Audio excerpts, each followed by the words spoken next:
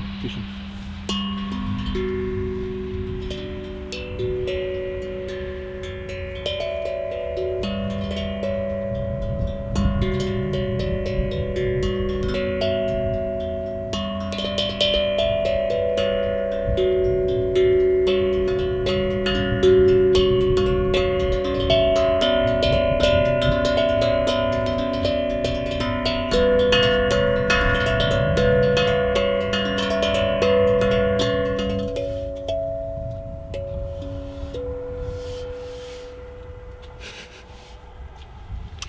Сейчас расскажу про то, как играть пальцами на глюкофоне, как вообще извлекать звук, чтобы он получался качественный. Возможно, у кого-то вообще сразу это получается, у кого-то сложнее. И дело не в том, что кто-то не умеет, просто не разработаны суставы, скорее всего, каким-то образом. И, в общем, в чем суть? Надо ударять по лепестку так, как бы, наносить удар хлесткий пальцем. Вот, я это делаю указательным, можно средним, разницы никакой. Вот подушечка пальца ударяет в лепесток и сразу отскакивает от него, лепесток начинает колебаться и издает звук. В общем, лучше начинать тренировки и наносить удар пальцем в основании лепестка, а не в его кончик. Звук будет немножко как бы хуже, то есть не такой четкий и ясный. Вот она разница. Но вам будет проще вообще извлечь его вот отсюда. Вот. То есть в этих местах он проще выдается. То есть начинать лучше с этого. Если сразу вот этими пальцами не получается, указательным или средним подушечкой, то лучше пробуйте большим пальцем, вот костяшками, вот этой частью. Я с этого начинал, как бы так и играл. У звука получается такой, характерная примесь такая, именно вот резкости удара, именно то, что костяшка бьет по лепестку, и это слышно. В этом нет ничего страшного, но рука хотя бы запоминает вот эту резкость, с которой нужно отскок делать от лепестка. То есть сначала вот на вот этом движении это проще всего, потом можно уже учиться вот этими пальцами большим, средним, указательным или средним наносить вот в краешек, потом уже переходить по лепестку ближе к его краю и уже начинать здесь играть. Вот. Но это одна из техник игры пальцами. Это просто звукоизвлечение для того, чтобы лепесток стал звучать. Вот. Также, чтобы извлекать различные звуки из глюкофона, можно использовать, соответственно, разные техники, которые тоже на той же самой сути. Просто ударяешь, резко убираешь палец. Можно бить по двум лепесткам сразу. То есть так же, как мы били костяшкой, вот здесь, к примеру, вот два лепестка, вот они удобно расположены, чтобы большой палец ударил в этот лепесток, а указательный вот в этот. И сразу получается, звучат два лепестка, два тона. Или вот эти точно так же. Вот. Это еще одна из, возможных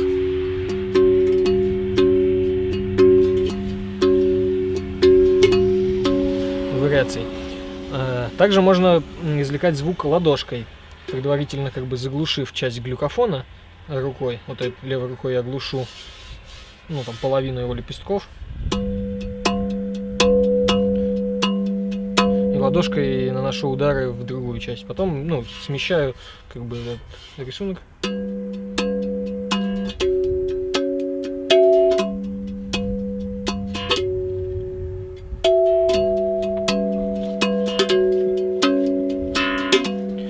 Также можно пробовать играть именно с волной звуковой, то есть я вот этой ладонью закрываю глюкофон, глушу его, и в какой-то момент отрываю ее резко обратно. И получается такой эффект, его, кстати, может, на камере там не особо будет слышно, но вживую это все прекрасно прослушивается.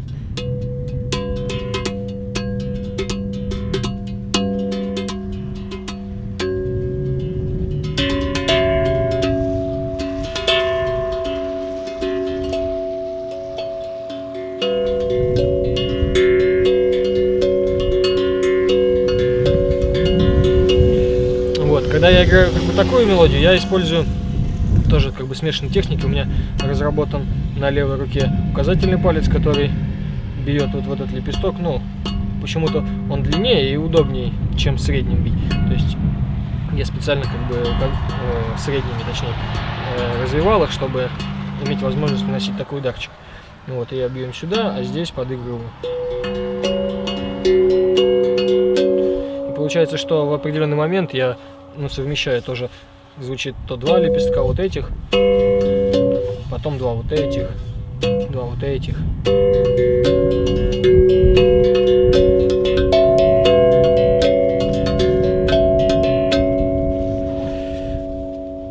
Вот, это, короче, такие небольшие секретики. Но есть еще всякие фишки, которые при разработке пальцами дальше можно... Ну, вот если уже один указательный там развит, один средний развит, но можно пытаться совмещать их и учиться выбивать такие как бы трели.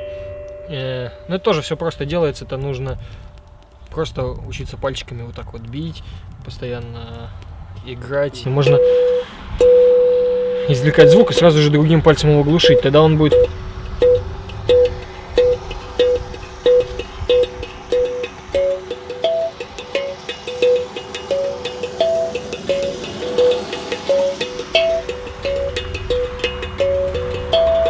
В общем, в деле именно звукоизвлечения самое важное — это практика. Ну, то есть мы расслабляем руки и наносим удар этим пальцем так, чтобы он просто ударил его легонько и отскочил. Он как наш палец, он вообще из себя представляет как просто кусок такой болтающийся, который как прилетел и его откинуло.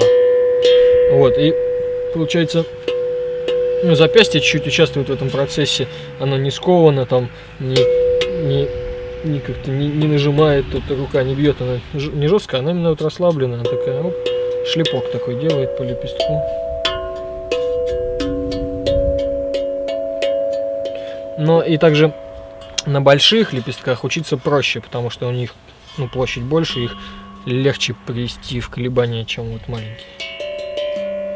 Вот, я думаю, с этим как бы понятно, надо просто пробовать вот эти штуки, расслаблять руки и вот как-то ими накидывать, пытаться легонько. Даже не обязательно сильно бить, можно очень легко, но вот тихо получается, но вот.